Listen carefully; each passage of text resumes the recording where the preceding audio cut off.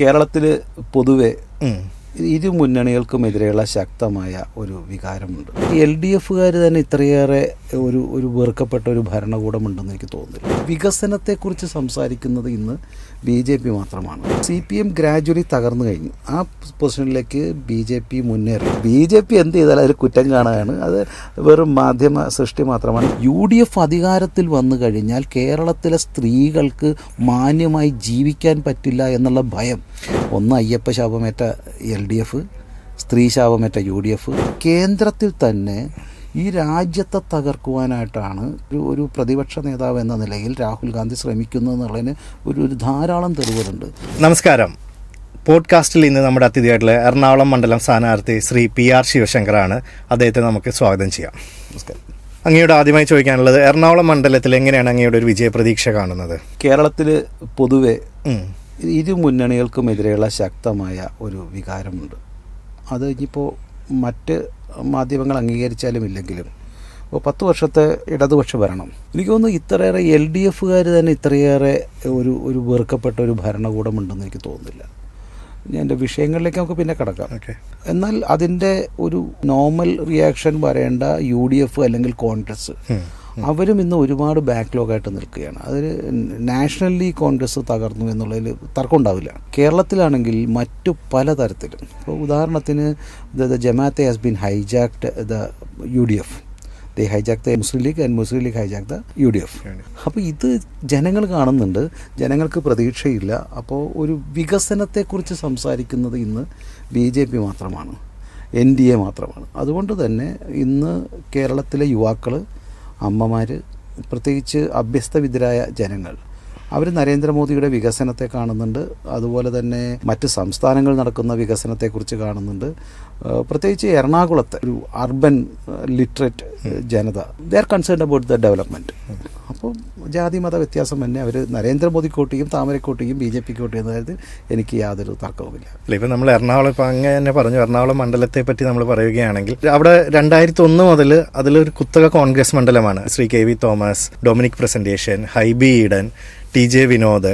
അപ്പോൾ അവിടെ ഒരു BJPക്ക് ഒരു സാധ്യത എന്ന് പറയുന്നത് കുറവാണ്. മുമ്പ് 1-2 തവണ LDF സ്വതന്ത്ര സ്ഥാനാർത്ഥിയായിട്ട് സാനു മാഷും സെബാസ്റ്റ്യൻ പോളൊക്കെ വിജയിച്ചിട്ടുണ്ട്. പക്ഷെ BJPക്ക് അതൊരു കാര്യമായിട്ടൊരു വേരുറപ്പുള്ളൊരു മണ്ണാണോ എറണാകുളം നിയോജക മണ്ഡലം? കാരണം നമ്മൾ പറയുമ്പോൾ ഒരു കുത്തക കോൺഗ്രസ് മണ്ഡലമല്ലേ അത്?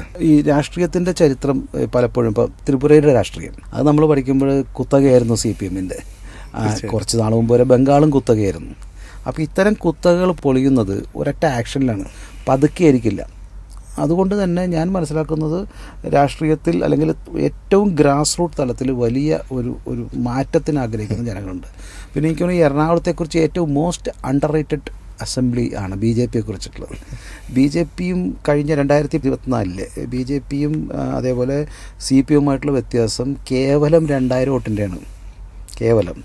അപ്പോൾ CPM ഗ്രാജുവലി തകർന്നു കഴിഞ്ഞു. ആ പൊസിഷനിലേക്ക് BJP മുന്നേറി.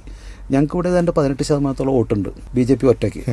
2020ക്കും അതേപോലെ തന്നെ BDJസിനൊക്കെ നല്ല ശക്തമായ ഇടത്തിലുണ്ട്. BDJസ് ഞങ്ങളുടെ കഴിഞ്ഞാലും ഉണ്ടായിരുന്നു. അപ്പോൾ 2020യുടെ ഒരു വോട്ട് പെർസെൻറ്റേജിന് വന്നു കഴിഞ്ഞാൽ ഒരു അറൗണ്ട് 30-40% ഒക്കെ എത്തിക്കാൻ ഞങ്ങൾക്ക് യാതൊരു ബുദ്ധിമുട്ടുണ്ടാവില്ല. ഈ 2020 വന്നതുകൊണ്ട് എന്തെങ്കിലും എറണാകുളം മണ്ഡലത്തിൽ എന്തെങ്കിലും വ്യത്യാസമുണ്ടാവും, നല്ല വ്യത്യാസമുണ്ടാകും. കാരണം ഒരു 2020ക്ക് ഒരു ഇമേജ് ഉണ്ട്.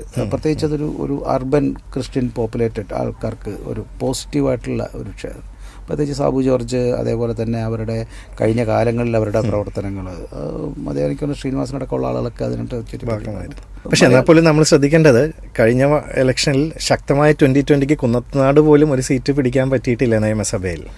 കേരളത്തിൽ ഒരു തേർഡ് ഫോഴ്സിന് മുന്നേറുക എന്ന് വെച്ചാൽ it's not an easy thing ഒട്ടും. കാരണം ഇഞ്ചോടിഞ്ച് ഓരോ ബൂത്തിലും ഓരോ വീടുകളിലും രാഷ്ട്രീയമുണ്ട്. അവിടെ ഒരു third alternative is very difficult. പക്ഷേ ഞങ്ങൾ ആ വിഷമസന്ധിയൊക്കെ കഴിഞ്ഞു. ഞങ്ങൾക്കിപ്പോൾ ഏതാണ്ട് 206ഓളം ബൂത്തുകളിൽ നല്ല പ്രവർത്തനമുണ്ട്, ശക്തമായ പൊളിറ്റിക്കൽ കേപ്പബിലിറ്റിയുള്ള വർക്കേഴ്സ് ഉണ്ട്. അതുകൊണ്ട് BJPക്കും NDAക്കും BDJസിനും വേണ്ടിയിട്ട് ഇപ്പോൾ ആ ഒരു കാലഘട്ടം കഴിഞ്ഞു. പിന്നെ ഒരു വിന്നിങ് മെജോറിറ്റി ഒരു പ്രശ്നം മാത്രമാണ്. അതിപ്പോൾ ജനങ്ങൾക്ക് മനസ്സിലായി കുറച്ചുകൂടി. കാരണം കഴിഞ്ഞ കുറേ നാളുകളായി ഞങ്ങൾക്കെതിരായ പ്രത്യേകിച്ച് മാധ്യമങ്ങൾ നടത്തിയിരുന്ന പ്രചരണങ്ങളൊക്കെ തെറ്റാണ് എന്ന് പല കുറി ഞങ്ങൾ പ്രൂവ് ചെയ്തിട്ടുണ്ട്. അപ്പോൾ അതുകൊണ്ട് വികസനത്തിന് വോട്ട് ചെയ്യും എന്ന് തന്നെയാണ് ഞങ്ങൾ വിഷയം. ഞങ്ങൾ ഏതായാലും ഒരു ജാതി മത പ്രചരണത്തിന് അത്തരത്തിലുള്ള ഒരു പ്രവർത്തനത്തിന് ഞങ്ങൾ തയ്യാറല്ല. ഇപ്പോൾ നമ്മൾ എറണാകുളത്തെ സംബന്ധിച്ച് നോക്കുകയാണെങ്കിൽ തൃപ്പൂണിത്തറ ശരിക്കും BJP ഭയങ്കര പ്രതീക്ഷയുള്ള ഒരു മണ്ഡലമാണ്. അത് 2020 കൊടുത്തതിന് BJP ഉള്ളിൽ തന്നെ എതിർപ്പുണ്ട്. ഒരുപക്ഷെ അങ്ങയുടെ പേര് പോലും തൃപ്പൂണിത്തറയിൽ അങ്ങ് വരുമെന്ന് ഉണ്ടായിരുന്നു. അപ്പോൾ അങ്ങനെ ഒരു തൃപ്പൂണിത്തറ പോലുള്ള ഒരു മണ്ഡലത്തിൽ ഒരു എന്താ പറയുക ഒരു സിനിമാ നടി അല്ലെങ്കിൽ സീരിയൽ നടി വരുന്നതിലും നല്ലത് ഒരു അടിയുറച്ച ഒരു BJP-കാരൻ തന്നെ മത്സരിക്കുന്നതായിരുന്നില്ലേ? ഇത് പല രീതിയിൽ എടുക്കണം നമ്മൾ. ഞാൻ വളരെ ഒരു പൊളിറ്റിക്കൽ ആംഗിൾ എന്ന് മാത്രമല്ല ഉദ്ദേശിക്കുന്നത്. ഇത് ഒരു രണ്ട് രീതിയിൽ നമുക്ക് ചിന്തിക്കാം. ഒന്ന്, BJPക്ക് ഒറ്റയ്ക്ക് കേരളത്തിലെ പല സീറ്റുകളിലും ഒരുപക്ഷെ ജയിക്കാൻ പറ്റും. ഇപ്പം നേമം പോലെ പാലക്കാട് പോലെയൊക്കെ ഒറ്റയ്ക്ക് ഞങ്ങൾക്ക് വിജയിക്കാൻ പറ്റാവുന്ന ചില സ്ഥലങ്ങളുണ്ടാകും. പക്ഷേ പൊതുവേ കേരളത്തിലെ മറ്റു സ്ഥലങ്ങളിൽ BDJSൻ്റെ ഒക്കെ പിന്തുണയില്ലാതെ ഞങ്ങൾക്ക് പ്രവർത്തിക്കാനും മുന്നേറാനും സാധിക്കില്ല. കുറച്ചും കൂടി പിന്തുണ വേണം. കുറച്ചും കൂടി വിപുലപ്പെടുത്തണമെന്ന് ആഗ്രഹിക്കുന്നവരാണ് ഞങ്ങൾ. അത്തരത്തിൽ ഒരു മുന്നണി വിപുലപ്പെടുത്തുമ്പോൾ ഞങ്ങളെപ്പോലുള്ള പ്രധാനപ്പെട്ട സീനിയേഴ്സ് വർക്കേഴ്സിനറിയാം ചിലപ്പോൾ ഇത്തരത്തിലുള്ള സീറ്റിൻ്റെ അഡ്ജസ്റ്റ്മെൻറ്റ്, അതിപ്പോൾ CPM-ലായാലും LDF-ലായാലും UDF-ലായാലും ഇത്തരം പല നേതാക്കൾക്കും സീറ്റ് നിഷേധിക്കപ്പെടുന്നുണ്ട്. അപ്പോൾ അതുപോലെ ഞങ്ങൾക്കും അത്തരം നിഷേധിക്കപ്പെട്ടേക്കാം. അതിന് വിഷമിച്ചിട്ട് കാര്യമൊന്നുമില്ല. ഞങ്ങളൊക്കെ രാഷ്ട്രീയ പ്രവർത്തനം നടത്തുമ്പോൾ മത്സരിക്കാമെന്നോ അല്ലെങ്കിൽ കേന്ദ്രത്തിൽ ഭരണമെന്നോ വിചാരിച്ചിട്ട് വന്നവരല്ല. അതുകൊണ്ട് ഞങ്ങൾക്ക് അത്തരം പാർലമെൻ്ററി വ്യാമോഹങ്ങളിൽ പെട്ട് കരയൊന്നുമല്ല, അല്ല പൊട്ടിക്കരയാനോ ഈ പാർട്ടി വിട്ടു പോകാനൊന്നുമില്ല. അത് സീനിയർ ആയിട്ടുള്ള നേതാക്കൾ ചിന്തിക്കുമ്പോൾ കുറച്ചും കൂടി സ്യൂട്ടബിൾ ആയിട്ടുള്ള ഒരു ലീഡർഷിപ്പ് കിട്ടും. രണ്ട്, ഇത് ഒരു സിനിമ മേഖലയിൽ പ്രവർത്തിക്കുന്നു അല്ലെങ്കിൽ സീരിയൽ ടെലിവിഷനിൽ പ്രവർത്തിക്കുന്നു, അതൊരു കുറവൊന്നുമായിട്ട് നമ്മൾ കാണരുത്. മലയാളികൾ എപ്പോഴും പറഞ്ഞു ഞങ്ങൾ ഫിലിം സ്റ്റാർസിനെ അഡ്വക്കേറ്റ്സിന് മാത്രം, അങ്ങനെ ഒരു പൊളിറ്റിക്കൽ ഇല്ലല്ലോ. എല്ലാവർക്കും ആവാം. അവർക്കും അവർ ഇതുവരെ എന്ത് ചിന്തിച്ചു എന്നല്ല, ഇനി എന്ത് ചിന്തിക്കുന്നു, എന്ത് പ്രവർത്തിക്കുന്നു എന്നാണ് നമ്മൾ മനസ്സിലാക്കേണ്ടത്. അതുകൊണ്ട് film stars they are really crowd pullers. They are better crowd pullers than പല പൊളിറ്റീഷ്യന്മാരെക്കാളിലും. പക്ഷെ ഞാൻ ചോദിക്കുന്നത് സത്യമാണ് താങ്കൾ പറഞ്ഞ പോലെ ഇപ്പോൾ ശ്രീ മുകേഷ്, അങ്ങനെ നമുക്ക് സുരേഷ് ഗോപി, പക്ഷെ എന്നാൽ പോലും BJPക്ക് വേണ്ടി സമരം ചെയ്യാനും അങ്ങനെ കുറേ അണികളുണ്ട്. അവരെല്ലാം തഴയുന്നതിൽ പോലെയല്ല ഇങ്ങനെ ഒരു ഇത് വരുമ്പോൾ? അല്ല, എനിക്ക് തോന്നുന്നില്ല BJPയിൽ സമരം ചെയ്യുമ്പോഴും ഞങ്ങളൊക്കെ RSSൻ്റെ ശാഖയിൽ പോകുമ്പോൾ സ്ഥാനാർത്ഥിയാവാമെന്നോ മത്സരിക്കാമെന്നോ അതിന് പെൻഷൻ കിട്ടുന്നോ ഒന്നും വിചാരിച്ചിട്ടല്ല ഒരു RSSകാരൻ അല്ലെങ്കിൽ BJPക്കാരൻ പോകേണ്ടത്. ഞങ്ങളൊക്കെ ശാഖയിൽ പഠിച്ചിട്ടുള്ള അല്ലെങ്കിൽ ചെല്ലുന്ന പ്രാർത്ഥന സുശീലം ജഗത്വേന നമ്രം ഭവേത് എന്ന് പറഞ്ഞുകൊണ്ട്, അതായത് നല്ല ശീലങ്ങൾ കൊണ്ട് ജനങ്ങൾക്ക് നമിക്കാൻ തോന്നണം.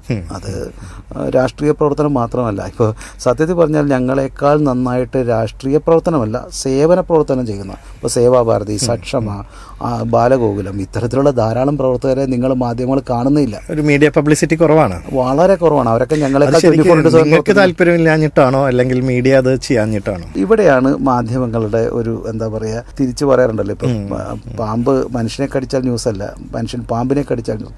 ഞങ്ങളോട് ഇതുവരെ, ഞാനിപ്പോൾ ചാനൽ ചർച്ചയിൽ ഏതാണ്ട് ഒരു 100-400 ഡിസ്കഷൻ കഴിഞ്ഞിട്ടുണ്ടാകും. ഞങ്ങളോട് സ്ഥിരമായി അവതാരകർ ഞങ്ങളെ കീറി മെറിക്കുന്നത് മറ്റ് സഖ്യകക്ഷികളെ തിന്നുന്ന ഒരു സംഘടന, മറ്റ് സംസ്ഥാനങ്ങളിൽ ഞങ്ങൾ തീർക്കുന്നു, അവരെ തകർക്കുന്നു, അവരെ ഞങ്ങൾ എന്താ പറയുക പൂർണ്ണമായി വിഴുങ്ങുന്നു. ഇതായിരുന്നു ഞങ്ങൾക്കെതിരെയുള്ള ആരോപണം. ഇപ്പോൾ ഞങ്ങൾ 2020 സീറ്റ് കൊടുത്തപ്പോൾ ദേ കൊടുക്കണു എന്നുള്ള ആരോപണം. BJP എന്ത് ചെയ്താലും അതിൽ കുറ്റം കാണുകയാണ്. അത് വെറും മാധ്യമ സൃഷ്ടി മാത്രമാണ്. അവർക്കും മത്സരിക്കണ്ടേ? ഞങ്ങൾ ഈ 140 സീറ്റിൽ മത്സരിച്ചിട്ടും ഇപ്പോൾ അവർക്ക് കണ്ണൂരിൽ ശക്തിയില്ല. അത് കാരണം അവർക്ക് കണ്ണൂർ സീറ്റ് കൊടുക്കാൻ പറ്റുമോ? അവർക്ക് ചില താല്പര്യങ്ങൾ പ്രാക്ടിക്കലി, സാബു ജോർജിന് പ്രാക്ടിക്കൽ പൊളിറ്റിക്സിനെ കുറിച്ച് നന്നായിട്ട് അറിയാം എന്നാണ് ഞാൻ വിശ്വസിക്കുന്നത്. അദ്ദേഹം അത് ആവശ്യപ്പെട്ടിട്ടുണ്ടെങ്കിൽ അതിനെന്തെങ്കിലും ഇത് കാണും. ഞങ്ങളെക്കാൾ ഉയർന്ന തലത്തിൽ ചിന്തിച്ച ആൾക്കാരാണല്ലോ BJPയുടെ കോർ കമ്പനിയിലുള്ളത്. അവരത് നൽകുന്നതിന് എന്തെങ്കിലും ഉണ്ടാവും, നോക്കാം. ഇപ്പോൾ അങ്ങയുടെ ചെറുപ്പകാലത്ത് ഞാൻ കേട്ടിട്ടുണ്ട് KCYM-മായി ഭയങ്കര അടുത്ത ബന്ധവും എനിക്ക് തോന്നുന്ന ഒരു ആക്റ്റീവ് പ്രവർത്തകൻ കൂടിയായിരുന്നു അല്ല? എൻ്റെ വീട് സത്യത്തിൽ ചമ്പക്കരപ്പള്ളിയുടെ ഒരു മതിലിനപ്പുറമായിരുന്നു. അപ്പം പൊതുവേ അന്ന് അവിടെ പള്ളിയിലൊക്കെ ഇപ്പോഴും എനിക്ക് ധാരാളം ക്രിക്കറ്റ് കളിക്കുകയും വോളിബോള്, സാറ്റ് കളി, ഇത്തരത്തിലുള്ള ധാരാളം വൈകുന്നേരം കുർബാനയ്ക്ക് മുമ്പിട്ടുള്ള കളികൾ. അപ്പോൾ എനിക്കൊരു മതിലടിയാൽ മതിയായിരുന്നു പലപ്പോഴും. അപ്പോൾ അത് കാരണം പള്ളിയായിട്ട് വളരെ അടുത്ത ബന്ധം. അപ്പോൾ KCYM മീറ്റിലും അതിനകത്ത് കയറിയിരിക്കും. മെമ്പർഷിപ്പ് ഞാൻ എവിടെയൊക്കെ ഒപ്പിട്ടിട്ടുണ്ട്. ഇങ്ങനെ മെമ്പർഷിപ്പായിട്ട് എനിക്ക് കാണിക്കാമെന്ന് ചോദിച്ചാലില്ല. പക്ഷേ ഒരു നമുക്കാണ് ആ പള്ളിയുടെ പേരിൽ ഞങ്ങൾ അന്ന് ആ കാലത്ത് KCM 3-4 വീടുകൾ പണിത് കൊടുത്തിട്ടുണ്ട്. ഒരുപാട് അത്തരത്തിലുള്ള സേവന പ്രവർത്തനം അന്നേ KCM ചെയ്യാറുണ്ട്. അതിലൊക്കെ ഞാൻ വളരെ ആക്റ്റീവായിട്ട് മെമ്പർഷിപ്പ്. അത്തരത്തിലുള്ള ജാതിമത ചിന്തയൊന്നും എനിക്ക് ഒരിക്കലും ഉണ്ടായിട്ടില്ല. ഞാൻ ചോദിക്കുന്നത് ആ ഒരു പ്രവർത്തനം ഇപ്പോൾ എറണാകുളം മണ്ഡലത്തിൽ മത്സരിക്കുമ്പോൾ അതൊരു വോട്ടായിട്ട് മാറാൻ സാധ്യതയുണ്ട്, അങ്ങയുടെ ആ ബന്ധങ്ങളും എല്ലാം? ഇന്ന് എൻ്റെ ചമ്പക്കരയുള്ള എൻ്റെ സുഹൃത്തുക്കളിൽ പലരും എൻ്റെ കൂടെ ഉണ്ട്, എനിക്ക് വേണ്ടി പ്രവർത്തിക്കുന്നുണ്ട്. പലരും BJPയിലെ മെമ്പർഷിപ്പ് എടുത്തു, അവർക്ക് കാര്യങ്ങൾ മനസ്സിലായി, ന്യൂനപക്ഷ മോർച്ചയുടെയും ഒക്കെ ആണ്. പിന്നെ എൻ്റെ കൂടെ ഇപ്പോൾ രാജീവ് ഗാന്ധി ഇൻഡോർ സ്റ്റേഡിയത്തിലൊക്കെ കളിക്കുന്ന ഷട്ടിൽ കളിക്കണവർ എല്ലാവരും സീനിയേഴ്സാണ്. അവരെല്ലാവരും ഇപ്പോൾ എൻ്റെ കൂടെ പ്രവർത്തിക്കുന്നുണ്ട്. പലരും എനിക്ക് വേണ്ടി പ്രവർത്തനത്തിൽ മുന്നോട്ട് വന്നിട്ടുണ്ട് എന്നുള്ളത്, അന്നത്തെ സൗഹൃദം ഇപ്പോഴും ഞാൻ തുടരുന്നുണ്ട് എല്ലാവരുമായിട്ട്. അപ്പോൾ അതൊരു വോട്ടായി മാറാനുള്ളൊരു സാധ്യത ഉണ്ട്. അല്ലെങ്കിൽ എനിക്ക് എൻ്റെ സൗഹൃദം മുഴുവൻ ഒരു പക്ഷേ എനിക്ക് BJP ഉള്ളതുപോലെ തന്നെ സുഹൃത്തുക്കൾ മതപരമായിട്ടല്ല കേട്ടോ, ഇവൻ CPM പോലും എനിക്ക് ധാരാളം നല്ല സുഹൃത്തുക്കളുണ്ട്. എൻ്റെ പല എമർജൻസി കോണ്ടാക്റ്റും കടുത്ത കമ്മ്യൂണിസ്റ്റുകാരാണ്. അപ്പോൾ എനിക്ക് വ്യക്തിപരമായിട്ടുള്ള ഒരു ബന്ധങ്ങൾ, നല്ല സൗഹൃദം എനിക്കങ്ങനെ. ഞാൻ പൊതുവെ ചർച്ചയിൽ പോലും ഞാൻ അങ്ങനെ ഒരു ഗുസ്തി പിടിക്കാറില്ല. ഗുസ്തി പിടിച്ചാൽ തന്നെ ഉടനെ വിളിച്ച് ഞാനത് സെറ്റിൽ ചെയ്യാറുണ്ട്. അങ്ങനെ ഒരു നിതാന്ത ശത്രുതയൊന്നുമില്ല. പക്ഷെ കാണുമ്പോൾ ഭയങ്കര ഗൗരവക്കാരനായിട്ടാണല്ലോ തോന്നുന്നത്. കഴിഞ്ഞ 2 ചർച്ചയിൽ പറഞ്ഞത് താൻ ചിരിക്കരുത്, ഞങ്ങളെ ചിരിപ്പിക്കരുത് എന്നാണ്. ജനത്തിലെ ശ്യാമുമായിട്ടുള്ള ചർച്ച ചിരി കൂടിപ്പോയി എന്നായിരുന്നു പല കമൻറ്റും. ഞാൻ അത്ര കർക്കശക്കാരൊന്നുമല്ല. പക്ഷേ ഒരു ചാനൽ ചർച്ചയിൽ ഇപ്പോൾ ബജറ്റിനെ കുറിച്ച് ചർച്ച ചെയ്യുമ്പോഴത്തേക്കും ചിരിക്കാൻ പറ്റില്ല. തീർച്ചയായിട്ടും അത്തരം ഒരു പ്രശ്നങ്ങളുണ്ടെന്ന്. പക്ഷെ എല്ലാം തുറന്നു പറയുന്നത് എനിക്ക് തോന്നുന്നു BJPയിൽ തന്നെ അങ്ങ് പലപ്പോഴും പിണങ്ങി പോയതായിട്ടുള്ള വാർത്തകളൊക്കെ കേട്ടിട്ടുണ്ട് പല സന്ദർഭങ്ങളിലും. അല്ല, അഭിപ്രായം പറയാറുണ്ട്, പിണങ്ങി പോയിട്ടില്ല. ഇല്ല, വേറൊരു പാർട്ടിയിലേക്ക് ഞാൻ തിരിഞ്ഞു നോക്കിയിട്ട് വരില്ല, എന്നെ ക്ഷണിച്ചിട്ടുമില്ല. അതെന്താന്ന് അത്ഭുതം. അവർക്കും അറിയാം ഞാൻ വരില്ല എന്നാന്ന്. എന്നെ ആരും ഇതുവരെ ക്ഷണിച്ചിട്ടില്ല. ഞങ്ങൾ ചില സീനിയർ ആയിട്ടുള്ള പത്രപ്രവർത്തകരുണ്ട്. അപ്പോൾ കണ്ടിന്യൂസ് ചില പത്രത്തിൽ മാത്രം നിൽക്കണവർ. അപ്പോൾ ഇപ്പം ചാടലിൻ്റെ സമയമാണല്ലോ, എന്നെ ആരും വിളിക്കണില്ലല്ലോ എന്ന് പറഞ്ഞ് എന്നെ ഒരു പ്രമുഖ പത്രത്തിനല്ല ദൃശ്യമാധ്യമം പറഞ്ഞു.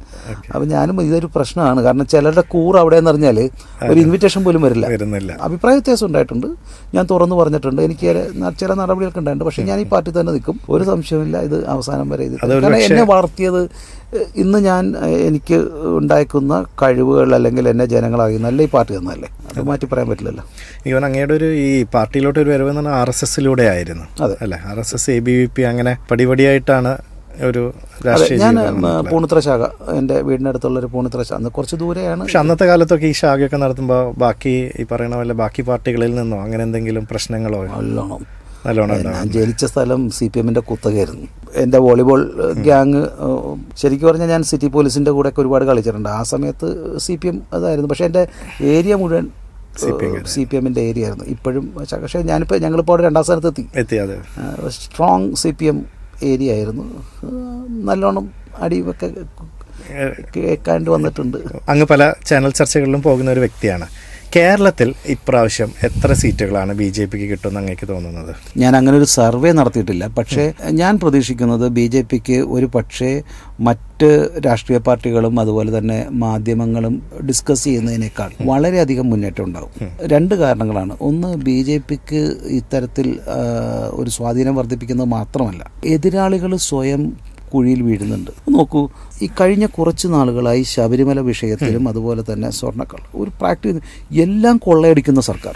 ഖജനാവ് കൊള്ളയടിച്ചു, അതിനുശേഷം ബാങ്ക് കൊള്ളയടിച്ചു, അതിനുശേഷം ക്ഷേത്രങ്ങൾ കൊള്ളയടിക്കുന്നു.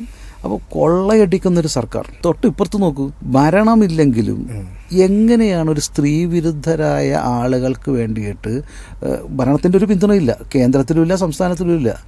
എന്നിട്ടും യുവാക്കളായ ചില കോൺഗ്രസ് നേതാക്കളുടെ ഈ പറഞ്ഞ സ്ത്രീ വിരുദ്ധമായ കാര്യത്തിൽ സ്ത്രീകൾക്ക് ശക്തമായ എതിർപ്പുണ്ട്.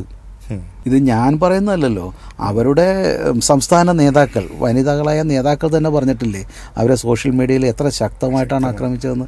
എന്തിന് പ്രതിപക്ഷ നേതാവിനെ തന്നെ ആക്രമിക്കപ്പെട്ടില്ലേ? എത്രത്തോളം നിഗൂഢമായ ചില കൈകളിലാണ് ആ സംഘടന അല്ലെങ്കിൽ അവരുടെ ശക്തി എന്ന് മനസ്സിലാക്കും. ഇത് ജനങ്ങൾ മനസ്സിലാക്കുന്നത്. സ്ത്രീകൾ ഭയക്കുന്നുണ്ട്. UDF അധികാരത്തിൽ വന്നു കഴിഞ്ഞാൽ കേരളത്തിലെ സ്ത്രീകൾക്ക് മാന്യമായി ജീവിക്കാൻ പറ്റില്ല എന്നുള്ള ഭയം. അവിടെ ഞാനൊരു കാര്യം ചോദിക്കട്ടെ, ഈ ഒരു വിഷയം വന്നപ്പോൾ അദ്ദേഹത്തെ പുറത്താക്കുകയുണ്ടായി. ഇപ്പം നമ്മൾ കമ്മ്യൂണിസ്റ്റ് പാർട്ടിയുമായി നോക്കുകയാണെങ്കിൽ അങ്ങനെ ഒരു കീഴ്വഴക്കം നമ്മൾ കാണാറില്ല. പക്ഷേ UDF ഒരു ശക്തമായ നിലപാടെടുത്തല്ലോ. പ്രതിപക്ഷ നേതാവ് അദ്ദേഹത്തെ ആ MLA കോൺഗ്രസ് പാർട്ടിയിൽ നിന്ന് പുറത്താക്കുകയുണ്ടായി. അപ്പോൾ അതൊക്കെ ഒരു ധീരമായ പ്രവൃത്തിയല്ലേ? നിങ്ങളതിൻ്റെ സിസ്റ്റം പോയി പഠിച്ചു നോക്കൂ. എന്നാ പുറത്താക്കിയത്? കോടതി വിധി അല്ലേ? അതെ. മകളെ പോലുള്ള ഒരു കംപ്ലൈൻറ്റ് ചെയ്തു.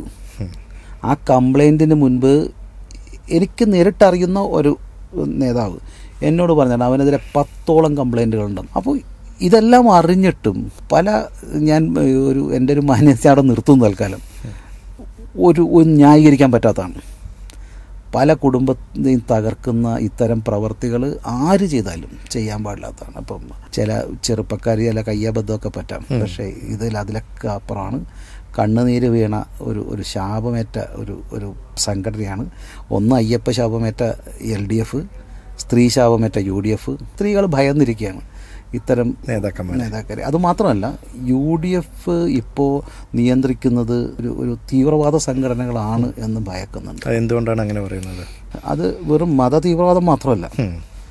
ഇപ്പോൾ ഞങ്ങൾ വളരെ വ്യക്തമായിട്ട് ഞങ്ങൾ നിരന്തരമായി പറയുകയും ഞങ്ങളുടെ മുൻപിൽ തെളിവും ഉള്ള, ഇപ്പം ഞാൻ ഈ ചർച്ച അത്രയ്ക്ക് പോകാൻ ആഗ്രഹിക്കുന്നില്ല, നമുക്ക് വേണമെങ്കിൽ വീണ്ടും ഇരിക്കാം. പക്ഷേ ഈ കേന്ദ്രത്തിൽ തന്നെ ഈ രാജ്യത്തെ തകർക്കുവാനായിട്ടാണ് ഒരു പ്രതിപക്ഷ നേതാവ് എന്ന നിലയിൽ രാഹുൽ ഗാന്ധി ശ്രമിക്കുന്നു എന്നുള്ളതിന് ഒരു ധാരാളം തെളിവുകളുണ്ട്.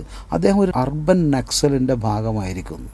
ഒരു സാധാരണ കോൺഗ്രസ്സുകാരൻ അംഗീകരിക്കാത്ത, ഇതുവരെയൊന്നും ഒരു കോൺഗ്രസിൻ്റെ നേതാക്കളും ചെയ്യാത്ത അത്ര. കോൺഗ്രസും പലപ്പോഴും പ്രതിപക്ഷത്തിരുന്നിട്ടുണ്ട്. ഇപ്പോൾ ശ്രീമതി ഇന്ദിരാഗാന്ധി അടക്കം പലരും പ്രതിപക്ഷത്തിരുന്നുണ്ട്. പക്ഷേ രാജ്യത്തിനെതിരെയുള്ള ഒരു പ്രസ്താവന വന്നിട്ടില്ല. പക്ഷേ ഇന്ന് നിർഭാഗ്യവശാൽ രാഹുൽ ഗാന്ധിയുടെ വായിൽ നിന്ന് വരുന്നത് ആൻറ്റി നേഷണൽ, പ്രത്യേകിച്ച് ജർമ്മനിലൊക്കെ പോയി അവസാനം നടത്തിയ പ്രസ്താവന. അപ്പോൾ രാജ്യത്തെ തകർക്കുവാനായിട്ട് ഒരു അർബൻ നക്സൽ അല്ലെങ്കിൽ മാവോയിസ്റ്റ് പിന്തുണയുള്ള പലരും അദ്ദേഹത്തിൻ്റെ ടീമിലുണ്ട്. ഈ രാജ്യത്തിൻ്റെ അഖണ്ഡത തകർക്കുക, രാജ്യത്തിൻ്റെ വളർച്ചയെ തകർക്കുക എന്നുള്ളതാണ് രാഹുൽ ഗാന്ധിയുടെ പദ്ധതി. അതിൻ്റെ ഭാഗമായി തന്നെ കേരളത്തിലും ഇത്തരത്തിൽ ഒരു ഇൻ്റർനാഷണൽ കണക്ഷൻ വന്നിട്ടുണ്ട്. ഇതിനെ തകർക്കുവാൻ വലിയ ഫണ്ട് വരുന്നു. ജമാഅത്തെ പോലുള്ള തീവ്രവാദ സംഘടനകൾ അതിൻ്റെ മുന്നിൽ നിൽക്കുന്നു. ഇപ്പോൾ കഴിഞ്ഞ തിരഞ്ഞെടുപ്പിൽ ഞാൻ പാലക്കാടായിരുന്നു ചാർജ്, ഞാൻ എൻ്റെ പ്രഭാരിയായിരുന്നു. എനിക്ക് വ്യക്തമായിട്ടറിയാം പല സ്ഥലങ്ങളിലും ജമാഅത്തെ ഇസ്ലാമിയുടെയൊക്കെ നേരിട്ടുള്ള പ്രവർത്തകർ UDF വേണ്ടി പ്രവർത്തിക്കുകയും കൊടി പിടിച്ചുകൊണ്ട് മുന്നിൽ നടക്കുകയും ചെയ്യുന്ന ധാരാളം കാര്യങ്ങളുണ്ട്. അപ്പോൾ ഒരു ഗൂഢസംഘടന പുറകിൽ നിന്ന് നിയന്ത്രിക്കുന്ന ഒരു സ്ഥാപനമായി UDF മാറിയിരിക്കുന്നു. അതുകൊണ്ട് UDFനെ ഏറ്റവും കൂടുതൽ ഭയക്കണം. അത് ഈ കേരളത്തിൻ്റെ വികസനത്തെ മാത്രമല്ല, ഈ രാജ്യത്തിൻ്റെ അഖണ്ഡതയ്ക്ക് കൂടി വെല്ലുവിളിയായ ഒരു പ്രസ്ഥാനമായി മാറിയിരിക്കുന്നു.